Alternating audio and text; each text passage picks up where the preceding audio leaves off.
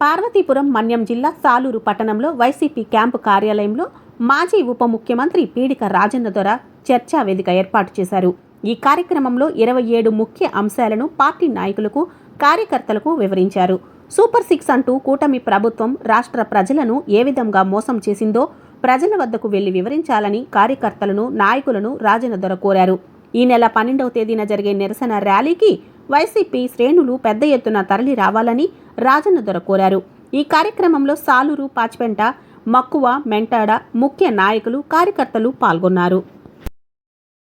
ముందు మీరు అర్థం చేసుకుంటారు అనేది ఇక్కడ ఉన్న వాళ్ళందరూ అర్థం చేసుకుంటారు.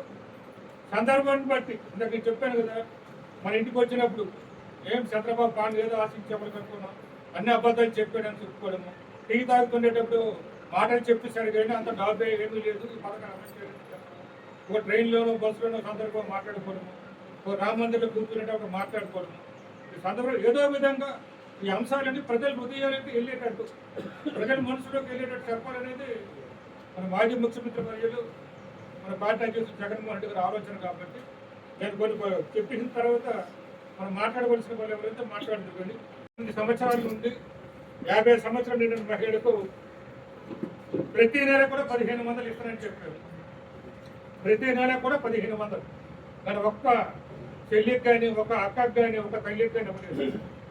కాబట్టి మహిళలు అందుకోసం మహిళలు పెట్టడానికి కారణం. కాబట్టి మహిళలు మీరు ఆలోచించి, చంద్రబాబు మహిళల గురించి చెప్పారని ఏమీ చేయలేదు. ఆ రోజు జగన్మోహన్ రెడ్డి గారు వైఎస్ఆర్సీపీతో 18,750 రూపాయలు ఇచ్చాడు. 18,750 రూపాయలు ఇచ్చాడు జగన్మోహన్ రెడ్డి. ఈయన 18,000 అంటే నెలకు 1,500 అంటే సంవత్సరానికి 18,000 ఇస్తారండి. కానీ 2 సంవత్సరాలు కూడా ఎక్కువ ఇచ్చాడు. 2024 ఇవ్వలేదు, 2025 ఇవ్వలేదు, 2027 3 సంవత్సరాలు కూడా ఇవ్వనండి. ఇది మోసం కాదా? ఇది వెన్నుపోటు కాదా? అదని బస్సులు మీరు యుద్ధం చేస్తున్నారు, మగవాళ్ళేమో కాకపోతే కత్తి తీస్తున్నారు. మన దగ్గర జరిగింది. మన నియోజకవర్గం మీ అందరికీ తెలుసు. కొట్టుకునేది కూడా మన నియోజకవర్గంలో బస్సులు. కాబట్టి అది మోసం కదా.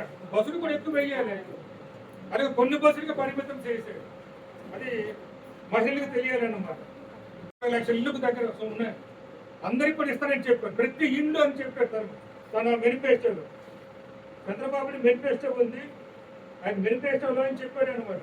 ప్రతి మహిళకు ప్రతి ఇంటికని చెప్పాడు ఆయన. ప్రతి ఇంటికని చెప్పాడు కానీ ఇప్పుడు ఎవరికి ఇవ్వడం లేదు. మామూలు పెన్షన్ అయితే 4,000. ఓల్డ్ ఏజ్ పెన్షన్ కాబట్టి ఇదంతా పెన్షన్ కూడా ఇస్తామని చెప్పారు ఆయన. ఇది ఓల్డ్ ఏజ్ పెన్షన్ అని చెప్తున్నారు. ఇదంతా పెన్షన్లు ఇవ్వలేదు ఈ రోజు వరకు. ఓల్డ్ ఏజ్ పెన్షన్లు ఇవ్వలేదు. సుమారు లెక్కలు పెట్టి చూస్తే 30 లక్షల పైకి ఇవ్వాల్సి ఉంటుంది. కొత్తగా పెన్షన్లు ఇవ్వాలంటే 50 సంవత్సరాలు నిండిన వాళ్ళకి ఇవ్వాలంటే 30 లక్షలు దాటే ఉంటారు. ఈ మధ్యన ఆంధ్రజ్యోతి పేపర్లో సుమారు 15 లక్షలు ఉంటారని వేస్తారు. కానీ 15 లక్షలు కాదు. దాంట్లో ఎస్సీలు ఉంటారు, ఎస్టీలు ఉంటారు, బీసీలు ఉంటారు, మైనారిటీలు ఉంటారు. కాబట్టి 30 లక్షలు దాటిపోతుంది. ఈ మధ్యన నేను విజయవాడకు సంబంధించి ఈనాడు పెద్ద స్టాఫ్ రిపోర్టర్ మాట్లాడితే నేను చెప్పి 25 లక్షలు దోచేస్తాడు. ఆంధ్రజ్యోతి ఎందుకలా రాశాడు మాకు తెలియదని చెప్తున్నారు ఆయన. కాబట్టి 50 సంవత్సరానికి పెన్షన్ ఇస్తుంటే మోసం చేశాడు. కాబట్టి ఎందుకు కోరుకోసాడు మన అందరికి. సందర్భం వచ్చినప్పుడు మనం అందరికి చెప్పాలి. అలాగే వాలంటీర్లు మన మంత్రి